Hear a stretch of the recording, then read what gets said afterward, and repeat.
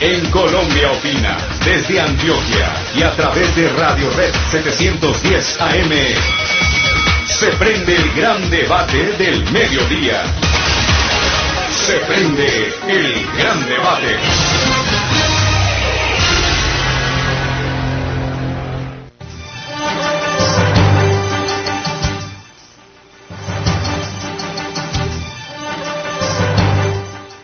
Y a las 12:02 del mediodía, saludo a Jorge González, mi compañero de fórmula. Jorge, felices Pascuas, no lo había visto en vivo y en directo, ¿cómo ha estado? Buenas tardes, Caterine, pues aquí al pie del cañón, trabajando, después de esa semana mayor que estuvo un poco agitada, pero que ya está nuevamente cogiendo el ritmo. Todavía la gente parece que estuviera en descanso, la ciudad muy sola hoy por el día sin carro, pero también la gente, yo creo que con compromisos acumulados, porque son muchos los invitados que hemos tenido que descartar debido a sus compromisos en sus agendas diarias. Así es, bueno, una semana, como usted dice, que ha tenido una gran cantidad de acontecimientos y donde adicional, pues, nos encontramos hoy con una jornada atípica en la capital antioqueña, lo que hace también que incluso sea difícil el desplazamiento de muchas personas que a esta hora pues también están obviamente invitadas a esta mesa de trabajo, donde tenemos algunos reportes iniciales acerca de lo que trae la jornada del día sin carro. Vamos a contarles acerca de lo que en este momento nos informa Juan Carlos Lema, secretario encargado de movilidad, quien también da cuenta en este momento la Administración de Medellín del préstamo de 720 bicicletas con el programa Encicla, donde manifiestan que hay una mayor disminución en el ozono en la estación de la Universidad Nacional, Núcleo El Volador con el 91% y en Caldas Universidad Lasallista con el 79.4%. Hay en este momento también un parte inicial de 37 infracciones por no cumplir el día del carro. Eso fue hasta las 11 de la mañana. Es posible que haya aumentado el número a esta hora. Y hay 8 sancionados adicionales a los 37 por no cumplir con los requisitos de emisión de gases. Pues vamos a escuchar entonces a Juan Carlos Lema, quien nos cuenta acerca de este primer reporte sobre la jornada del día sin carro en la capital antioqueña. Su nombre completo y su cargo. Secretario Legal Administrativo de Movilidad de Medellín. Doctor Juan Carlos, ¿cuál es el balance de la medida en cuanto a movilidad del día sin carro? Ha sido positivo, hasta las 11 de la mañana hay una reducción del 46% en incidentes de tránsito, de 70 en promedio hasta esta hora, llevamos 40, llevamos 37 comparendos impartidos por incumplir la medida, 8 comparendos por no cumplir con las emisiones de gases requeridas y 3.200 personas sensibilizadas en nuestros programas de educación vial en el centro de la ciudad. ¿Algún mensaje para las personas que todavía pueden sumarse a la jornada? ¿Algún mensaje general sobre el día sin carro? El mensaje general lo define el eslogan del día: apaga el motor, enciende tu corazón. Muchas gracias. Bueno, apaga el motor, enciende tu corazón, pese a que continúan indiscutiblemente las polémicas alrededor de este tema. Escuchemos a Diana Castro, líder en gestión ambiental del área metropolitana, sobre el balance que también se entrega a esta hora de la jornada que pretende promover el espíritu ambientalista, la conciencia sobre el uso del vehículo particular en cada uno de los habitantes del área metropolitana.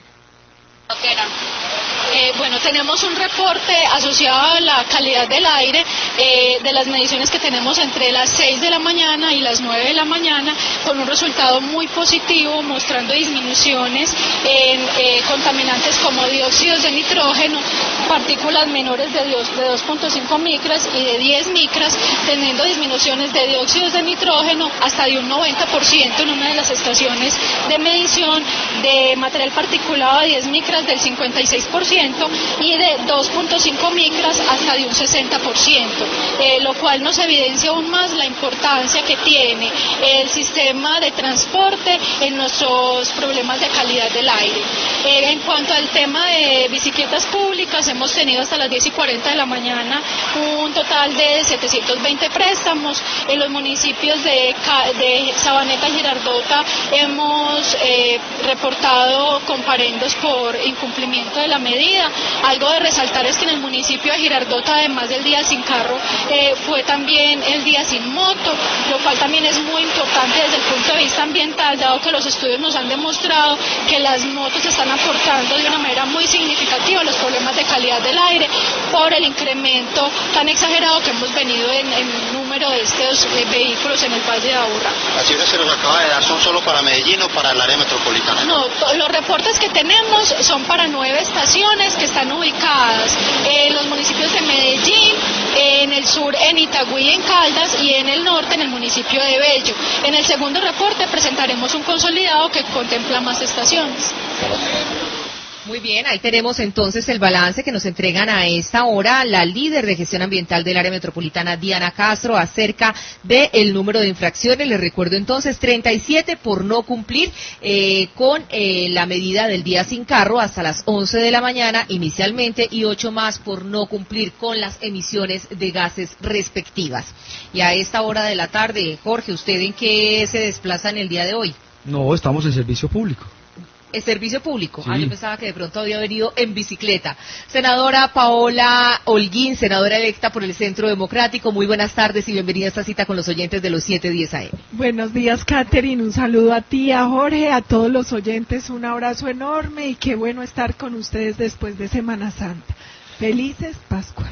Saludamos también al exconcejal de Medellín, catedrático, un hombre conocedor del derecho, John Freddy Toro González. Buenas tardes, bienvenido al debate aquí en Radio Red de RCN.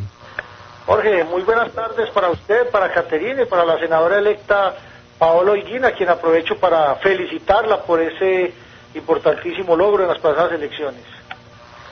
Muy bien, y saludamos también a esta hora al hoy ciclista y concejal por el Partido Verde, Jefferson Miranda, quien viene con la camiseta puesta. Él sí apagó el motor, encendió el corazón, celebrando la jornada del día sin carro. Concejal Jefferson Miranda, muy buenas tardes y bienvenido. Hola, muy buenas tardes, Catherine, a la senadora, al concejal, a las personas que nos escuchan en esta tarde. Hoy a la bicicleta, que es uno de los mejores transportes que hay para, no solo para cuidar la salud, sino para cuidar el medio ambiente. Bueno, pues yo creo que el día sin carro, que fue inicialmente un acuerdo municipal de la pasada administración, hoy se va consolidando. Veo más bicicletas en las ciclorrutas temporales que se instalan en las vías principales de la ciudad. Creo que todavía nos faltan algunas ciclorrutas en estas vías, pero hay avances y la ciudadanía se está montando la bicicleta. Además, pues, del transporte particular, hay una disminución importante, se siente, se nota, se ven las imágenes que nos montan en las redes sociales. Una invitación que yo vengo haciendo desde el día de ayer a los empresarios privados que importan y distribuyen vehículos en Medellín y en su área metropolitana, 600.000 motos, 400, 500.000 carros. La propuesta es muy sencilla: por cada carro que se venda en esta ciudad, que le donen una bicicleta pública para que nosotros tengamos el programa Bicis por la Vida en cada uno de los barrios de la ciudad de Medellín. Si en Medellín se venden 100.000 vehículos, en los próximos 10 años vamos a tener 100.000 bicicletas públicas.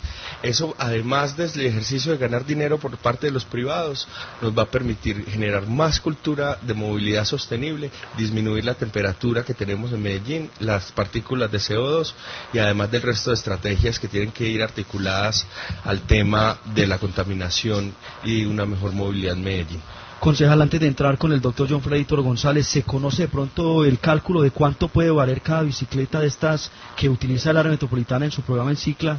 La que yo compré valió 150.000 pesos. ¿Y al por mayor debe a escala? Y al por mayor baja. Una moto cuesta 6 millones de pesos, 7 millones de pesos, un carro 23 el más barato, motos de 5 millones de pesos. El asunto lo que necesitamos es la responsabilidad social empresarial. Ahí es donde necesitamos a nuestros empresarios que quieren tanto esta ciudad y que además podrían seguir ganando recursos con las ventas, que es un asunto legal y que aceptamos y estamos de acuerdo que siga aumentando la economía en Medellín y en el área metropolitana. Además lo vemos a usted con todos sus implementos de seguridad, que eso también es indispensable a la hora de montar en bicicleta, su casco, llevar siempre y reconocer las medidas de seguridad, conservar la derecha, respetar las señales de tránsito.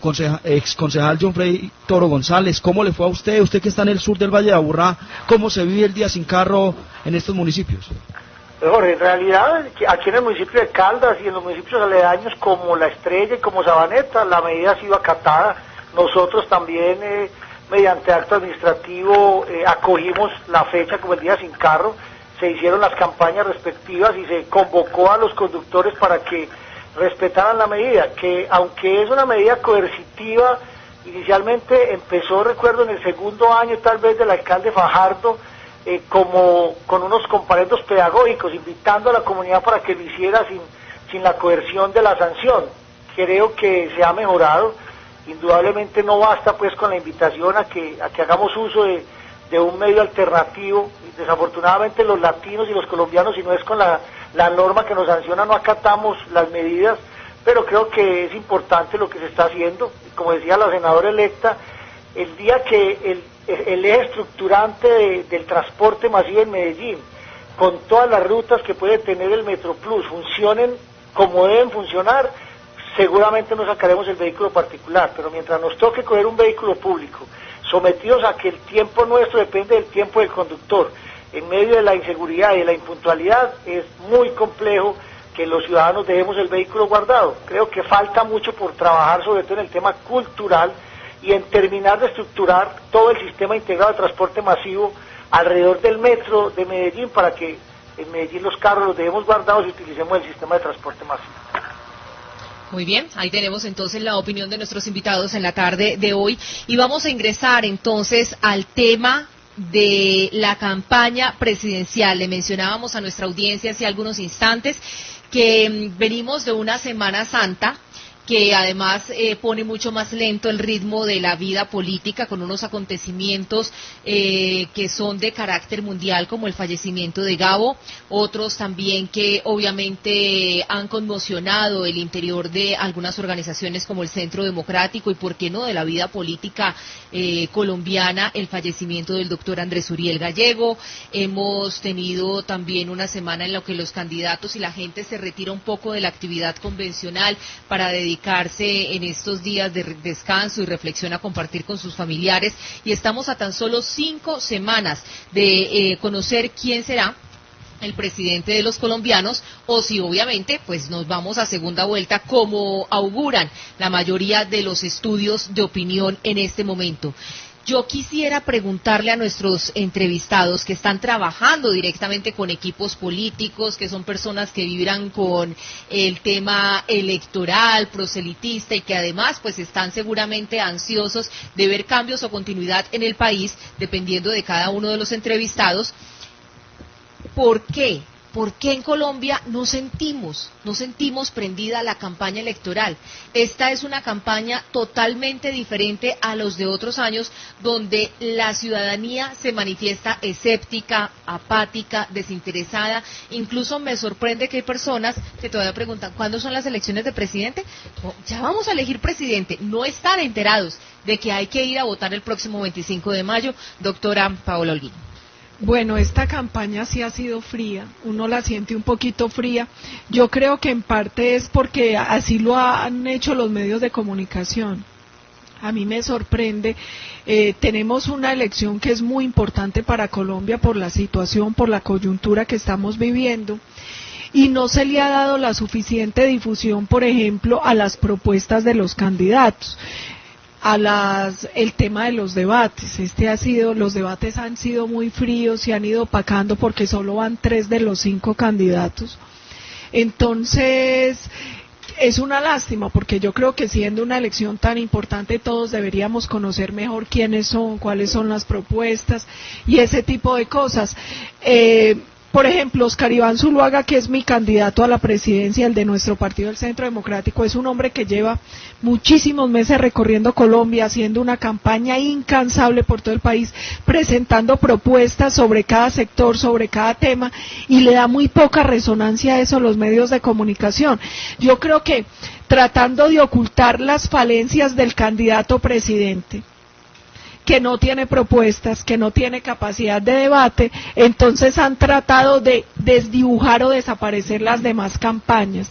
Eso es lo que uno siente un poco, que el ritmo se está manejando al son que le conviene al peor de los candidatos, que es el candidato presidente. Concejal Jefferson Miranda, usted obviamente está acompañando de frente, muy de cerca, la campaña del doctor Enrique Peñalosa. Quisiéramos también que nos contara en esta primera ronda acerca del papel que está jugando el exalcalde Alonso Salazar, quien estaba muy pendiente de la bendición de Sergio Fajardo, que lo vemos más cerca del lado santista que del lado peñalosista. Pues lo primero que hay que decir sobre eso es que Compromiso Ciudadano, como lo anunció Alonso Salazar, no va a participar en estas elecciones, no va a tener candidato a la presidencia. Ni el candidato presidente, ni el de Centro Democrático, ni el del Polo, ninguno de los candidatos. Esa es la primera claridad que yo creo que Alonso Salazar en nombre de Compromiso Ciudadano hizo. Lo que a mí corresponde como concejal del Partido Verde o del Partido Alianza Verde, digamos que asumimos la jefatura política de la campaña de Enrique Peñalosa en Antioquia, y pues para responder ya a la pregunta general que nos haces, lo primero, yo creo que más que un asunto de los medios de comunicación, también es un asunto del desencanto de la ciudadanía con los políticos. Y más que los medios de comunicación muevan las campañas presidenciales, pues nosotros en particular en el Partido Verde siempre hemos estado en contra de eso, en contra de los medios de comunicación. Pues hoy la campaña de Centro Democrático se queja de la poca cobertura de los medios de comunicación, pero cuando estaban en la campaña en la U hace 4 años, que yo estaba en la de Antanas Mocos y Sergio Fajardo, nos pasaba exactamente lo mismo. Los medios de comunicación son, como dice aquí un amigo mío, gobiernistas. Ellos cubren lo que está haciendo el oficialismo en ese momento, y pues digamos que hay múltiples acciones por lo que lo hacen. Hoy pues es triste escuchar eso de la senadora, pero digamos que nosotros seguimos trabajando, buscando a los ciudadanos, contándole nuestras propuestas, conociendo sus inquietudes, y de esa manera es que nosotros aprendimos a hacer la política, no necesariamente con los grandes medios de comunicación, sino convenciendo a ese ciudadano de lo que nosotros creemos que se debe hacer en este país. Y hoy Enrique Peñalosa le viene planteando al país, no solo hacer las cosas que hay que hacer en educación que no han podido hacer ni los últimos gobiernos, ni los últimos 3 gobiernos, ni los anteriores a esos 3, y pues ahí es donde nosotros decimos, hay que cambiar la educación, hay que hacer la real reforma en el agro, hay que conectar el agro con la ciudad, y en eso nos vamos a enfocar en las propuestas, porque si nos ponemos en la pelea en la que está el expresidente con el presidente actual y todas esas cosas, pues no terminamos solucionando los problemas del país, sino acariciando los egos de cada uno de los candidatos que pueda estar en esta contienda electoral. Ya le voy a dar la réplica, senadora. Déjeme, termino esta ronda dándole la palabra al doctor John Freddy Toro, que está en la línea, y a partir de ese momento ya empiezan ustedes también a pedirse la palabra libremente. Doctor John Freddy, frente a esta campaña que se esperaba pues girara de pronto en torno a la propuesta de la paz, ni siquiera eso ha sucedido, donde estamos viendo que ninguno de los candidatos ha logrado una amplia favorabilidad, ni siquiera con el escenario que nos plantean también de medios oficialistas, pues la verdad sentimos una campaña muy fría. ¿Usted a qué hecho le atribuye esta situación por la que estamos pasando electoralmente en Colombia? Bueno, en realidad yo tengo una lectura distinta a la de la senadora y el concejal, y es que creo que la campaña presidencial apenas va a empezar, porque los primeros 3 meses del año estuvimos concentrados en la campaña para el Congreso de la República, elección de Cámara y Senado. Terminada la elección de Congreso, vinieron 15 días entre escrutinios y el descanso de los candidatos, llegó la Semana Santa y apenas esta semana empiezan a activarse los equipos que están trabajando por sus respectivos candidatos. La publicidad todavía es mínima, no se ha desarrollado como debe ser, y apenas empezarán a programar los grandes debates televisivos y radiales. Hasta hoy ha habido solo dos debates, uno en la Universidad Nacional y otro. Entonces creo que esto apenas va a arrancar. Las campañas en Colombia ya son campañas cortas, ya campañas de muchos meses no se usan, y frente a que los medios nacionales están tratando de opacar o de ocultar el trabajo que haga alguno de los candidatos, particularmente nunca he sido amigo de la reelección, porque definitivamente la reelección pone en condiciones de desigualdad a los candidatos frente al candidato presidente, pero la reelección ni la promovimos en su momento ni en este momento se hizo nada para que cambiáramos las normas y pudiera haber reelección. Es lo que está en la Constitución, es lo que nos dan las normas, y sin ninguna duda hay una condición de desigualdad frente al candidato presidente que está todos los días en los medios de comunicación en su calidad de presidente frente a los demás candidatos. Senadora Paola Holguín. Sí, varias cosas. La primera es, ahora decía el concejal Jefferson que ellos son enemigos de los medios. Nosotros no, nosotros creemos que los medios son fundamentales en una democracia. Y los medios tienen el deber de formar, de informar, de movilizar a la opinión pública. Y yo sí creo que no se ha mostrado, mire, se han dedicado mucho a la pequeña política, al escándalo, a la cosita, y muy poco al tema programático, que es el fundamental y sobre el cual deberían tomar la decisión los ciudadanos. El tema de que la campaña apenas comienza, pues yo no creo que sea cierto. Nosotros en el Centro Democrático no hemos parado un solo minuto, un solo día, pero la verdad es que uno sí siente cierta especie de campana neumática para que no se sienta bien lo que están haciendo las campañas. No hablo solamente de mi candidato, hablo en general, porque uno no ve que aparezcan las campañas en los medios, y yo creo que son importantes porque finalmente es uno de los mecanismos a través de los cuales los ciudadanos se informan sobre la contienda electoral, y siento que no están tan informados, siento mucha apatía, siento que no están conociendo suficientemente los programas. Obviamente que eso pasa en los medios no limita que la tarea se haga. Nosotros en el Centro Democrático, como decía ahora, hace mucho tiempo estamos trabajando la campaña, las propuestas de nuestro candidato, acompañando a nuestro candidato en sus giras y haciendo lo que nos corresponde a nosotros como bancada, que es sirviendo también de voceros de la campaña presidencial. Una claridad a la doctora Paola, y es, enemigos de los medios, pues creo que no podremos ser, y no lo somos. Enemigos del cubrimiento oficialista de los medios, sí. Eso sí, siempre lo hemos cuestionado, medios. Doctora Paola. Y en la campaña que ustedes tuvieron, en las pasadas elecciones en las que quedó Juan Manuel Santos, que ustedes lo apoyaron, siempre hemos cuestionado eso, siempre nos hemos quejado de ello. Pero aún así, yo en este debate no propondría que nos quedemos en la discusión de las pequeñas cosas, de las formas de la campaña, sino en las propuestas. ¿En qué se está enfocando Enrique Peñalosa en Antioquia? Cuando la candidata a la vicepresidencia vino y conoció el programa Jornada Complementaria, se fue absolutamente encantada con él, que hoy se implementa en Medellín, que es la primera ciudad del país que tiene un programa como Jornada Complementaria, que busca desarrollar los talentos en todo el país, que no necesita de la infraestructura que carece todo el país, porque hace más de 15 años se tomó la decisión desde el gobierno nacional por aumentar Jornada Complementaria y acabar con la jornada única. Nosotros lo que planteamos es, si logramos desarrollar los talentos de esos niños y jóvenes en todo el país, en Urabá, en el Chocó, en el sur del país, vamos a tener una mejor economía, vamos a tener una mano de obra más calificada. Lo segundo que ha planteado Enrique Peñalosa es cómo modificar el sistema Unidos o Juntos, que venía funcionando los últimos 3 gobiernos, que lo que es una apuesta hacia el asistencialismo, que no genera desarrollo económico rentable ni sostenible sobre la pobreza en Medellín. Y ahí es donde ha ido enfocando varias de sus propuestas sobre cómo vamos a luchar con la pobreza en Colombia. Si nosotros seguimos discutiendo cómo se hace la campaña, pues no vamos a poder avanzar en lo que necesitamos de ustedes los medios de comunicación, y es poder plantear las propuestas de nuestros candidatos en Antioquia particularmente.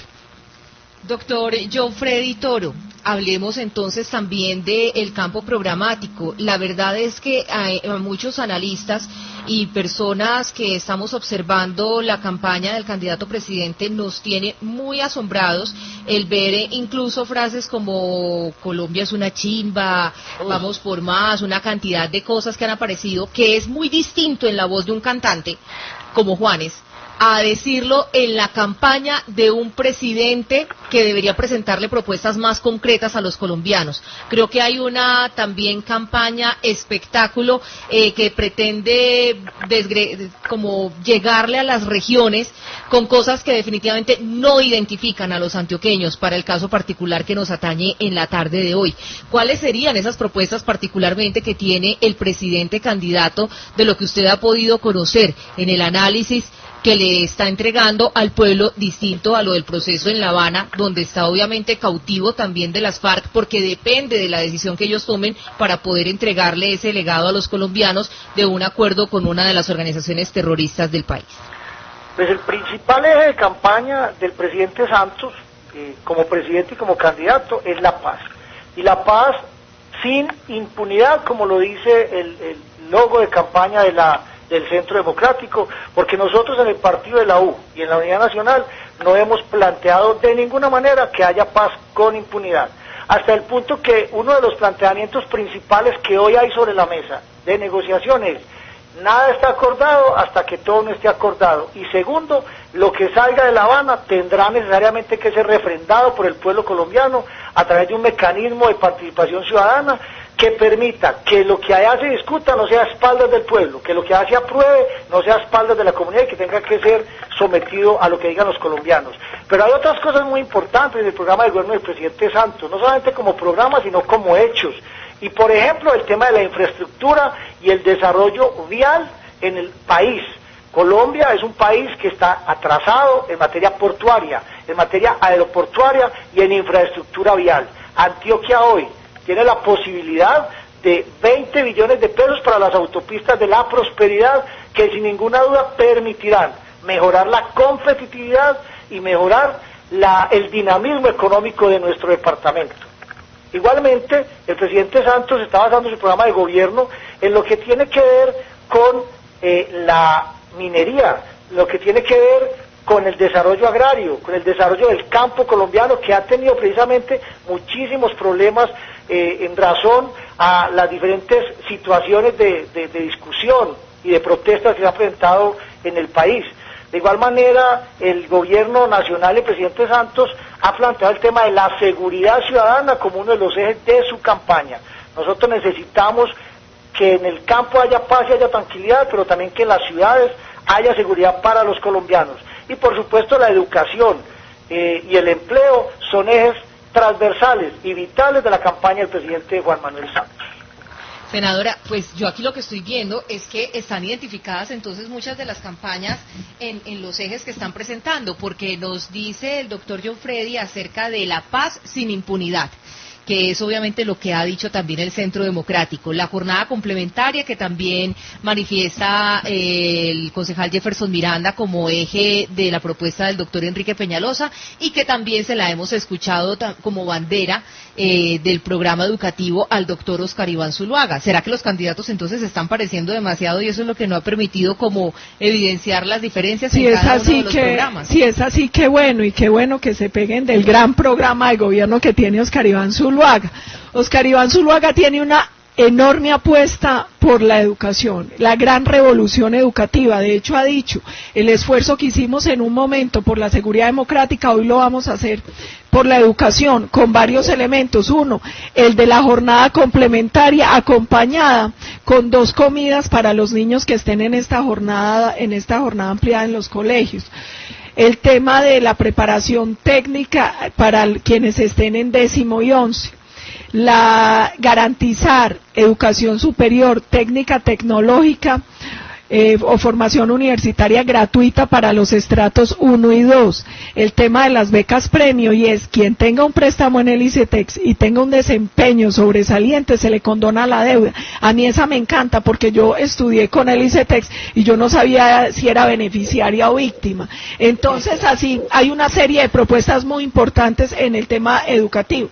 Frente a la Red Juntos, mire, la Red Juntos, cuando nosotros la implementamos, yo no sé cómo funciona en el actual gobierno. La idea era focalizar todos los subsidios en unas familias, pero con acompañamiento de unos gestores, hasta garantizar que la familia fuera autosostenible y saliera de la pobreza. Porque no se trata de convertir a los pobres en dependientes de subsidios del gobierno, sino lograr que ellos tengan todas las herramientas necesarias para que sean autosostenibles y puedan salir adelante. Ese era el objetivo. De hecho, en su momento fue avalado como uno de los programas más importantes para la superación de la pobreza en el mundo. Cuando dice Catherine lo de la palabrita esa de la publicidad, hago ahí un break, y es, uno tiene que elevar el nivel del debate político, y eso pasa incluso por las palabras que uno usa en las propuestas y en la publicidad de campaña. Frente al tema de paz sin impunidad, mire, nosotros todo el tiempo hemos reclamado eso porque el gobierno, de manera maquiavélica, ha querido dividir el país entre, macartista más bien yo creo que es la palabra, entre amigos y enemigos de la paz. diciendo que quienes nos oponemos al actual proceso no queremos paz. No, nosotros queremos paz, pero queremos paz sin impunidad, queremos paz sin elegibilidad para quienes han cometido delitos de lesa humanidad. ¿Qué nos preocupa? Que el actual gobierno hizo aprobar en el Congreso un marco jurídico para la paz que deja abierta la cesación de investigación para algunos criminales y eso que va a determinar una puerta abierta para la impunidad. Y si hay puerta abierta para impunidad, esas personas, al no ser investigadas y tener impunidad, son elegibles. Por eso nosotros todo el tiempo hemos dicho claramente que hay un vacío y que hay una puerta abierta en el actual proceso para la impunidad y la elegibilidad de quienes han cometido delitos de lesa humanidad. Y el fiscal general, que a veces parece jefe de debate, y el mismo Santos, parece jefe de debate de Santos, y el mismo Santos nos han dicho hasta el cansancio, y las FARC, que ellos no van a pagar un solo día de cárcel. Así lo ha dicho las FARC desde La Habana todo el tiempo. Santos también nos ha dicho que él quisiera ver a las FARC en el Congreso, y lo dijo en Europa.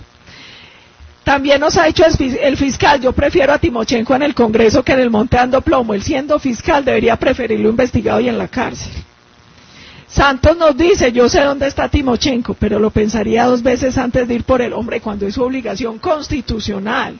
Él es el comandante en jefe de las fuerzas militares y de policía, y las órdenes de captura sobre Timochenko están vigentes. Es que él no está negociando en La Habana y esas órdenes de captura no se han levantado. Entonces uno no puede engañar aquí con el cuentico de nosotros queremos paz sin impunidad cuando se ha visto todo lo contrario en la evidencia. Nosotros desde el Centro Democrático sí queremos paz, pero paz con justicia, paz sin impunidad, paz sin elegibilidad para quienes han cometido delitos de lesa humanidad, paz que respete los derechos de las víctimas a la verdad, la justicia y la reparación. Me preocupa que digan lo de la refrendación por los colombianos, porque ahí tampoco hay acuerdo. El gobierno dice hagamos referendo y las FARC dice hagamos Asamblea Nacional Constituyente. Y ojo con eso, Asamblea Nacional Constituyente, uno sabe dónde empieza pero nunca dónde acaba. Pueden terminar casi que refundando la patria. Y otra preocupación que yo tengo, el tema, por ejemplo, de infraestructura.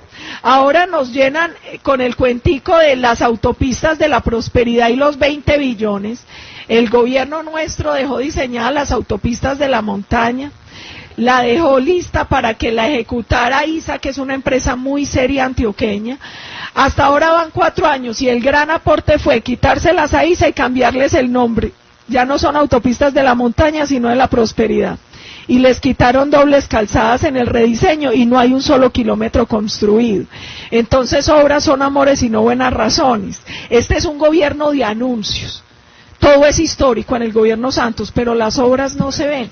Y eso pasa con infraestructura, eso pasa con minería. Mire, el que diga que arrancó la locomotora minera está engañando. Yo los invito a que visiten lo que está pasando en las zonas mineras en Antioquia, en el resto del país, para que vean el desorden, para que vean cómo se está atropellando al pequeño minero y no se ha logrado controlar el tema de minería ilegal en manos de FARC y Bacrim. Hay que ir a las zonas y ver lo que está pasando con el tema minero, y él lleva 4 años y esa era su locomotora.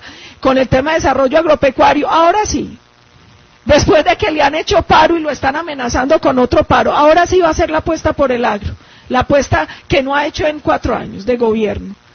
Eso es muy grave, y el tema del desarrollo agropecuario pasa por la necesaria condonación de la deuda a pequeños agricultores que hoy están quebrados y no tienen cómo pagar, a refinanciar y acceso a crédito.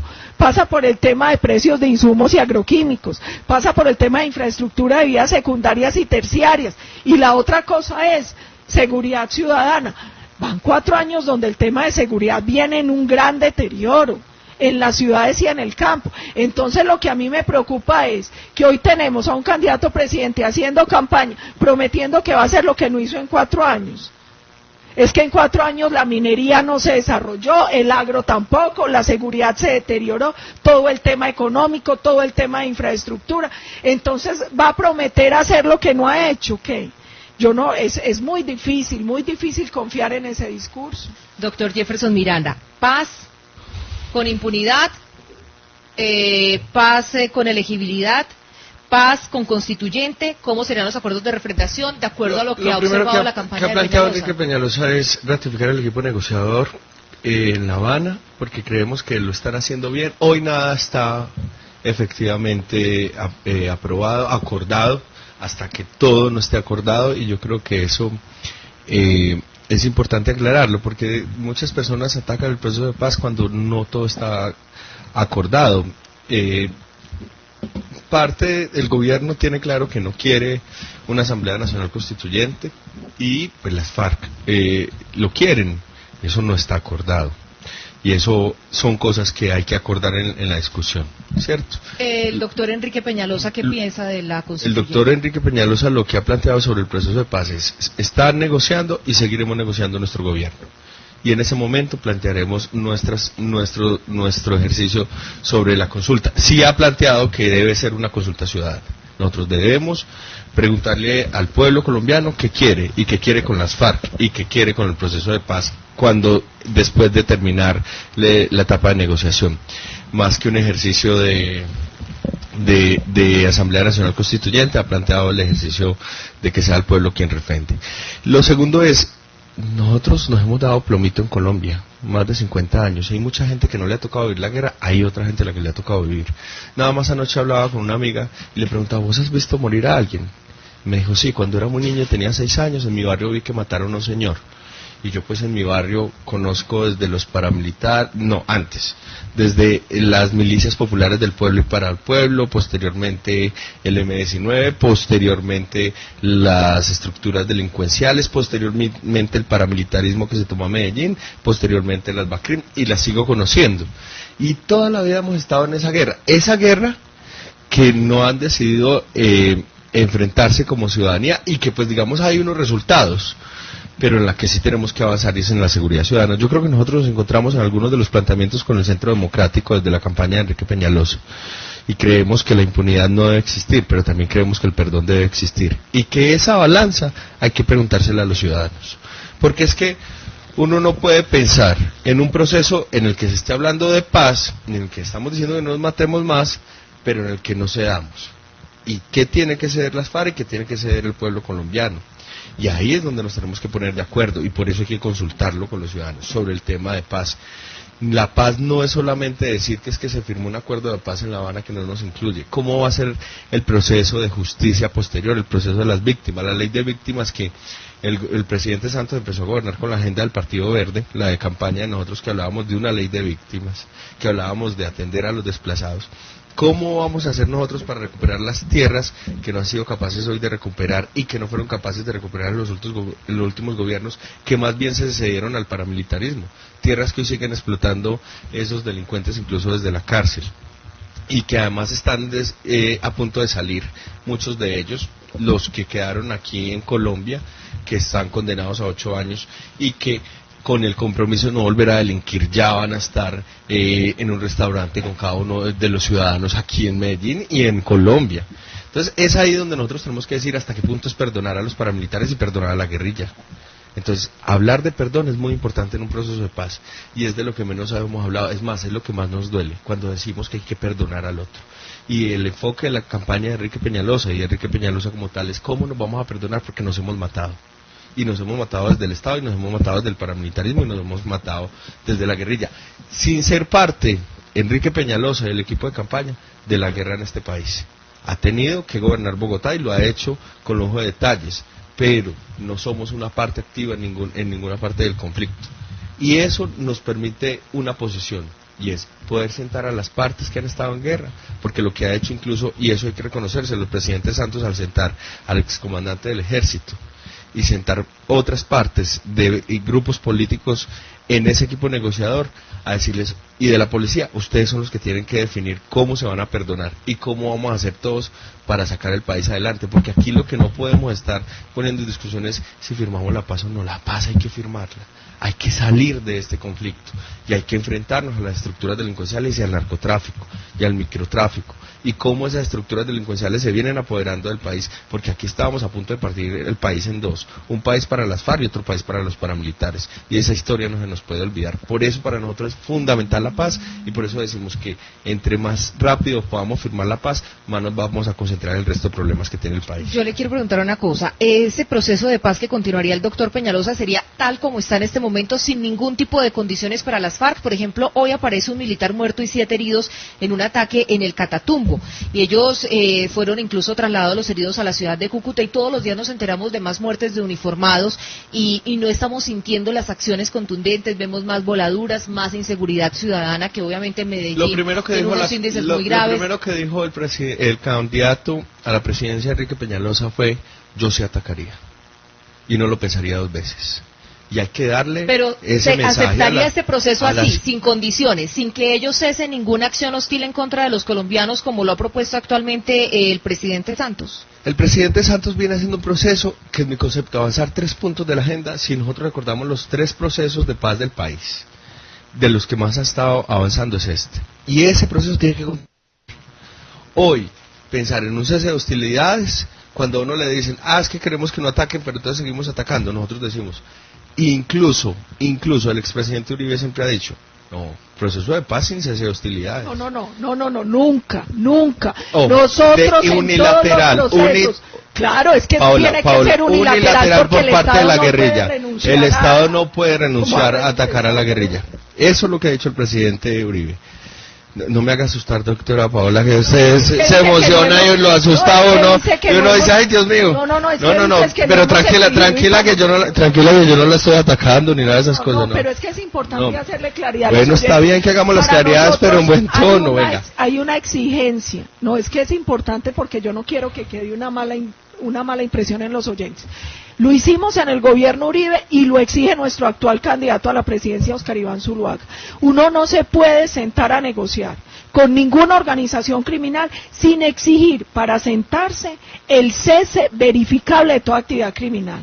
¿Por qué hoy no tiene credibilidad el proceso de paz? Porque lleva más de 1 año y durante más de 1 año que lleva el proceso, las FARC sigue secuestrando, asesinando, desplazando colombianos y traficando. Y el ejército diezmado. Y eso no es una discusión con usted, pero el ejército sí está diezmado. Y pues con la respuesta hoy del presidente Santos, la semana pasada, en la que dice yo lo pensaría 2 veces, la moral del ejército cae más. Permítame, le preguntamos al doctor John Freddy Toro acerca de esa posición que ha asumido también el gobierno del presidente Santos, y donde mientras Estados Unidos está ofreciendo $5 millones por la captura de alias Timochenko, pues el presidente dice que en aras del proceso de paz estaría dispuesto a pensarlo 2 veces. Y además ya se dice en esa lista que publicó hoy los Estados Unidos que Romaña está muerto, mientras que las autoridades colombianas y el gobierno lo desmienten. Concejal John Freddy Toro González. Lo que pasa es que cuando uno se sienta a negociar, tiene que partir de la base de que negociar no es imponer unilateralmente las condiciones de uno de los actores de la negociación. Negociar implica tener que ceder, negociar implica tener que prepararnos, gústenos o no. A mí particularmente no me gusta, pero tener que prepararnos para ver a las FARC en el Congreso. ¿A quiénes de las FARC? Yo particularmente creo que no deben ser aquellos que han cometido delitos de lesa humanidad, pero las FARC va a estar en el Congreso previo sometimiento al pueblo a través de un referendo, de una consulta o de una constituyente. Creo que eso será lo de menos y se determinará posteriormente. Pero particularmente el presidente Santos en ningún momento creo yo que haya determinado que el ejército no va a atacar. El ejército ha dado de baja a muchos de estos insurgentes. El Ejército Nacional no ha cesado en su actividad. El presidente de la República no ha dicho nunca al ejército que por favor no ataque y que solamente se resguarde a esperar que lo ataquen. No me parece viable y no me parece razonable plantear que sabemos dónde hay un señor de estos y que lo vamos a dejar allá.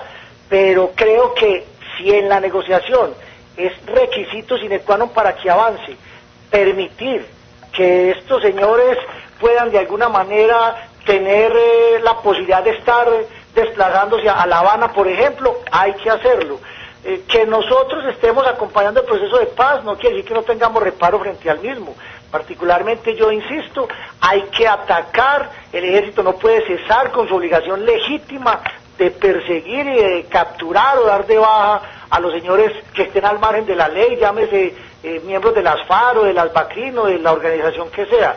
Y creo además que frente a lo que hoy se está dando en la negociación en La Habana, el gobierno nacional necesariamente tiene que seguir sosteniendo la teoría de no al cese bilateral de hostilidades, porque el ejército no puede parar, el ejército no se puede quedar acuartelado mientras los señores de las FARC se toman el territorio nacional para traficar drogas o traficar armas o seguir cercenando los derechos de los colombianos. Entonces, lo ideal sería un cese unilateral por parte de la guerrilla de las FARC, no por parte del Estado, porque no lo podría hacer nunca, pero las condiciones de la negociación han llevado a que nos toque negociar en medio del conflicto. Y claro que ha habido bajas en el Ejército Nacional, pero también ha habido bajas en los miembros de las FARC. También ha habido actividad por parte del Ejército que, insisto, ni ha parado ni se le ha dicho que cese en cumplir con su obligación constitucional.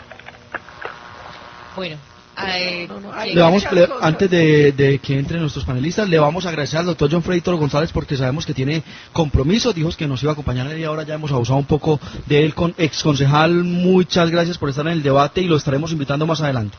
Jorge, pero creo que la senadora quería decir algo y me parece que debo estar en la línea para tener de contestar lo que va a plantear frente al tema del cese de hostilidades. Muchas gracias, concejal. Yo tengo varias preguntas. Usted dice, todos estamos de acuerdo, debería exigirse un cese unilateral de hostilidades verificable para poderse sentar a negociar con ellos. Lo malo es que este gobierno no lo exigió y está sentado y nosotros sí. Usted nos dice, es que hay bajas del ejército y bajas de las FARC, pero es que uno no puede equiparar una organización terrorista al ejército. Uno no puede equipararlos, y ese es un error en el que ha caído este gobierno, que termina equiparándolos y tratando de hacer ver como si fuera lo mismo que unos terroristas nos masacren soldados y policías, que es la fuerza legítima del Estado, a que los soldados y policías, en cumplimiento de su obligación constitucional, capturen o den bajas de quienes pertenecen a organizaciones criminales. No es lo mismo y no los podemos equiparar. Decir que la Asamblea Nacional Constituyente es lo de menos, es lo de más. Es que ya nosotros lo vimos lo que pasó con una constituyente, que terminó creando toda una nueva constitución y casi que refundando la nación. Entonces, y una cosa es, uno puede decir, y yo en eso estoy de acuerdo con el concejal Jefferson, uno puede decir, no, es que nunca le ha dicho Juan Manuel Santos al Ejército Nacional que no combata. Pero lo desmoraliza si hoy le dice combata las ollas de vicio y mañana les dice pensemos en legalizar la droga, los desmoraliza si pretende que ellos vayan a combatir. Mire, cuando este señor asesino de policías y militares estaba rodeado, ¿qué hizo Juan Manuel Santos? Lo sacó y se lo llevó para La Habana. Hoy dice que sabe dónde está Timochenko y no lo ataca. Eso es muy grave. Entonces uno, ¿cómo le va a pedir moral a la tropa? Cuando esas son las señales que da el comandante en jefe de las fuerzas militares y de policía. Y yo sí les quiero decir algo, este proceso lleva más de un año, no hay un solo gesto de paz por parte de las FARC, pero Colombia ya ha perdido mucho. Y ha perdido porque ellos siguen, como decía ahora, traficando, asesinando, secuestrando, atacando infraestructura. Ha perdido porque las FARC recuperó micrófonos nacionales e internacionales. Entonces en Colombia actúan como terroristas y desde La Habana posan como políticos para el mundo. Ha perdido porque ellos han incrementado el reclutamiento de menores y siguen comprando armas. Además, ellos le han dicho a los colombianos, va a haber dejación, no entrega de armas. ¿Eso qué quiere decir? Las van a dejar guardados hasta que de pronto se les ocurra que el proceso no les gustó tanto. Es que mire, uno con los colombianos tiene que ser claro frente a lo que está pasando en el proceso. La otra cosa que a mí me preocupa, el concejal Jefferson nos dice, este proceso ha avanzado mucho y va muy bien porque van 3 puntos. A mí me parece que esa es la mayor muestra de que va muy mal, porque uno con una organización terrorista no tiene que negociar los temas de agenda de país. ¿A razón de qué? Las FARC, que durante 50 años lo único que han sembrado son minas antipersonal en el campo y desplazado campesinos, ahora nos va a dictar la política agraria. ¿A razón de que el gran cartel del narcotráfico en Colombia nos va a decir la política antinarcóticos? Y la organización responsable de matar y secuestrar diputados, alcaldes, exalcaldes, concejales, ahora nos va a decir cuál es la política de participación pública y de oposición. Hombre, eso a mí me parece muy grave.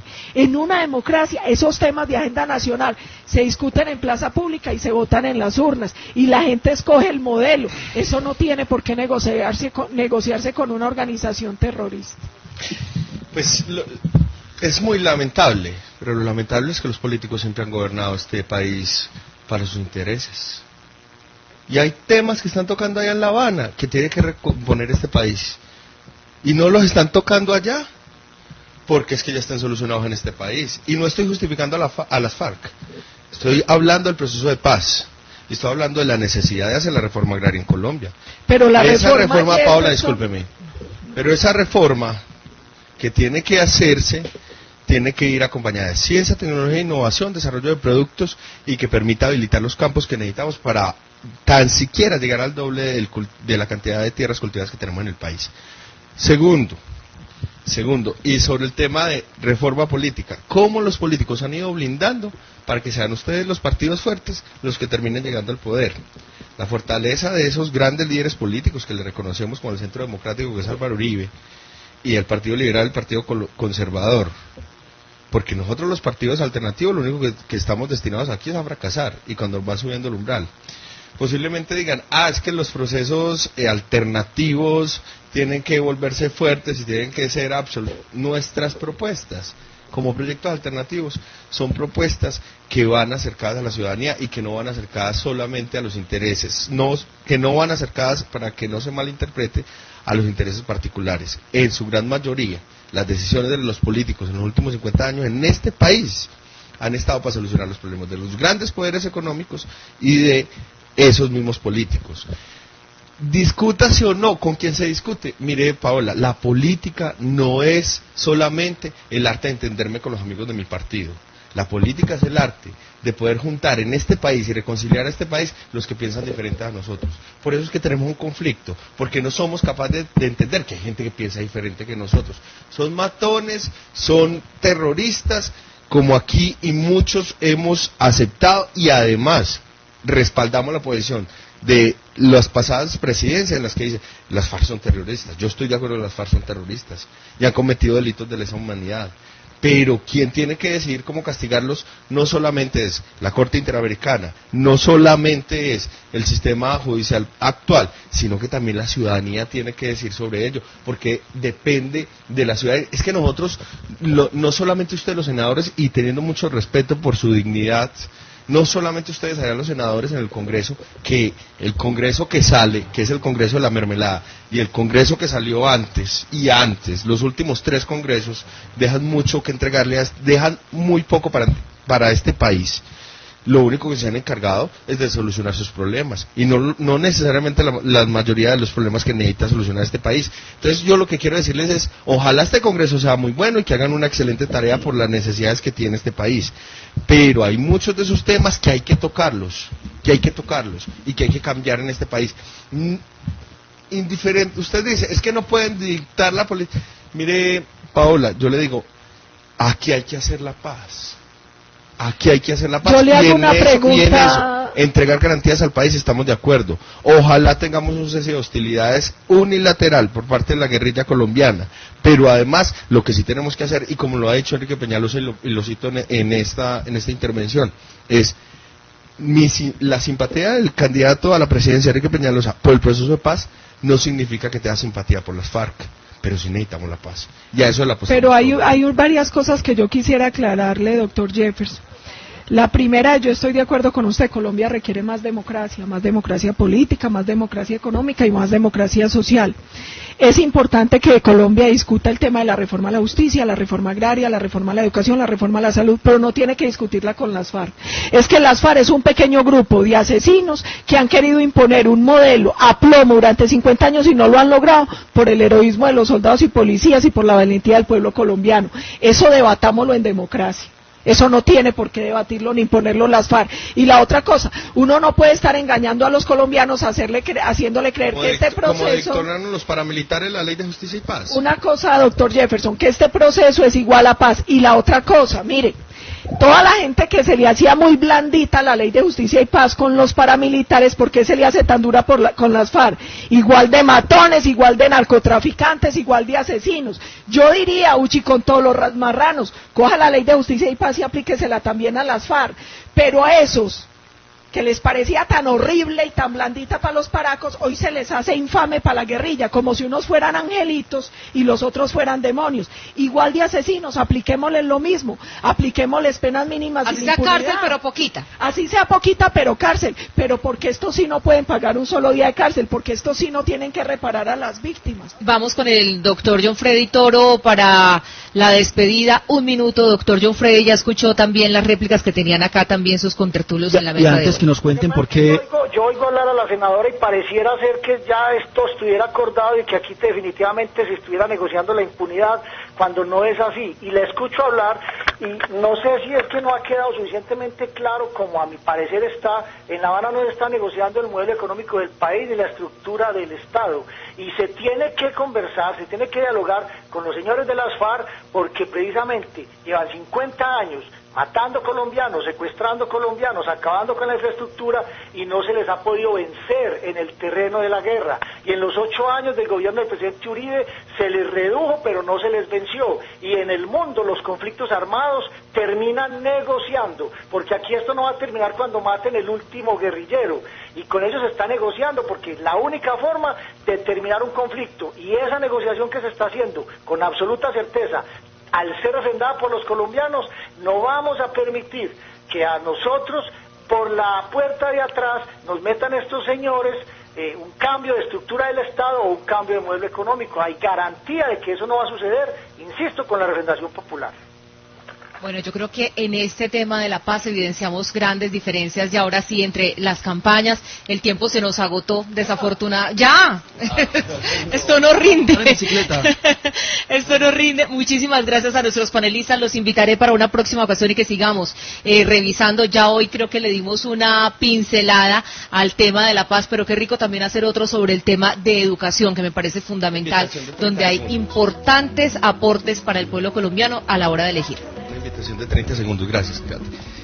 Lo primero es invitar a los colombianos, a los antioqueños, a los medellinenses, que elijan un gobierno que va a ser un gobierno técnico, que no va a entregar mermelada, que no va a comprar el Congreso de la República, que no va a entregar cuotas burocráticas, que sea un gobierno que decida que su ministro de Agricultura, como lo es hoy nuestra candidata a la vicepresidencia, sean personas idóneas y técnicas, y que tengan este país y las mejores, este país en la cabeza, y que sean las mejores personas de las regiones, no las personas que nos recomienden por votos o porque necesitamos contar con un gremio determinado para gobernar este país, sino... Conéctese a la red de RCN para grandes audiencias. www.radiored.com.co. En internet, Radio Red de RCN.